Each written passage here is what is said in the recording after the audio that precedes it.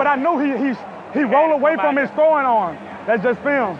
He always roll away from his throwing arm. Greatness today, all right? Yes, sir. Let's go.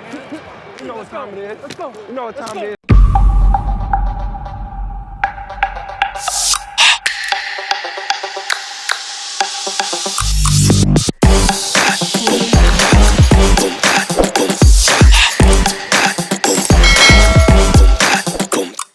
All right, everybody, welcome to the Backseat Huddle podcast, episode 57. Today, I'm talking to you guys about the San Francisco 49ers versus the Los Angeles Rams. I'm going to start with the Rams because it's a lot easier to poke fun at why a team, poke fun's probably the wrong way to say it. I'm going to start with the Rams because it's a lot easier to understand and diagnose why a team did something poorly versus why a team did something well. So there's a weird double-edged sword that the Rams are dealing with. The Rams' offensive game plan was perfect against the 49ers, but it's also the exact reason they lost the game.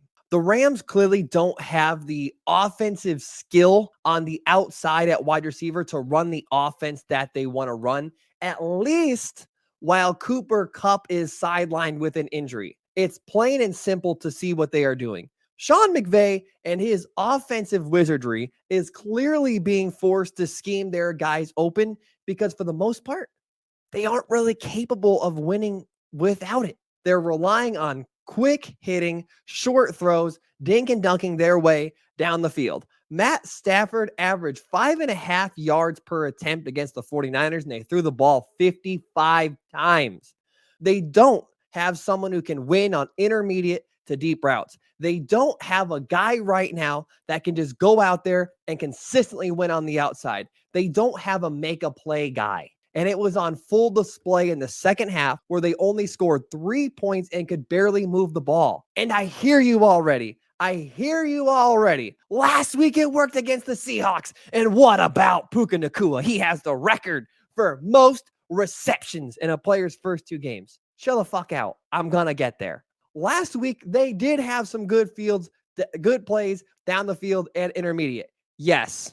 And they also played against the Seahawks defense, who's currently averaging 30.5 points per game allowed. They clearly, the Seahawks, do not have a good defense. At this moment, the Rams are being forced to rely on underneath, quick hitting, highly efficient short throws. And that's what their offense is based around, relying on Matt Stafford's experience and knowledge pre-snap to get the ball to the right guy extremely quickly. They tried to beat the 49ers by death from 1,000 cuts. And that's actually the perfect way to beat the 49ers defense because of the pressure that defense and that defensive line are capable of dialing up. But it's 2023, and that's not the way the NFL works anymore. The NFL is currently an arms race to get the best athletes and the best players on the outside catching passes. And we think of the teams who are consistently playoff locks and consistently contenders. It's often a list of the teams with the best pass catching units. The Eagles, the Dolphins, the 49ers, the Seahawks, the Lions, and prior to this season, the Bengals. Shit, the Buccaneers have fucking Baker Mayfield throwing for 300 yards. Look at their pass catchers. All these teams that I just listed have fucking ballers on the outside. And right now, the Rams don't. Puka Nacua has been a great story, and I'm happy for him. It's fucking awesome what he's doing, setting this record. He's clearly got value, and he is clearly at least a good player, but he's not good enough for what the Rams and the NFL require right now. He's currently averaging 10.6 yards per reception, which is the exact same as what TJ Hawkinson averaged last season. Good player, not a game-changing player. Relying on scheme alone offensively isn't good enough to win games in the NFL right now, unfortunately. You need guys who can go out there and make a fucking play. Look what happened when the Rams went down by 7 late in the fourth and they were forced to pass. They couldn't do anything. Their guys couldn't separate. When it was time to make a play, they didn't have someone they could rely on. They could just throw the ball to and said, my guy's better than yours. They didn't have that. I'm not saying they're doomed. I'm not saying they're going to suck. They're clearly better than most people thought they would be. I picked them to finish second in this division, and that's exactly where they're going to land. They're a good team with great coaching, and they're hurting for Cooper Kupp to return. They're going to be good, but they're not a real threat down the stretch. Shifting to the 49ers and more specifically Brock Purdy. Brock Purdy is the most impressive quarterback in the NFL so far this season. Hear me out on this. How is a quarterback who's only thrown for 400 yards, 47 completions, and 2 touchdowns in 2 games the most impressive? It's simple.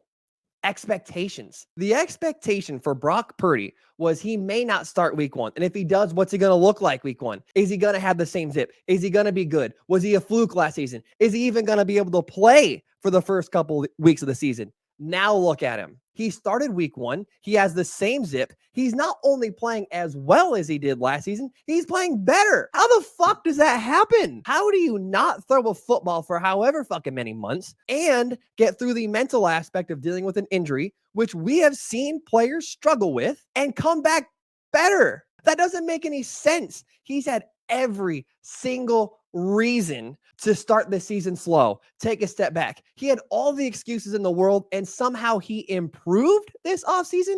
What the fuck? What we're seeing out of Brock Purdy right now is fucking, it's almost mind-blowing. I can't believe this guy. Choo-choo, motherfucker. The fucking hype train on this guy is real.